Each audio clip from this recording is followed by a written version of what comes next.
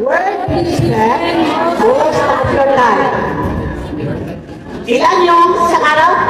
1,444 minutes. Nataon niyo to? Ikaw tayo dito. Hindi ibig sabihin, si Kakasali may 26 hours, ikaw 24. No.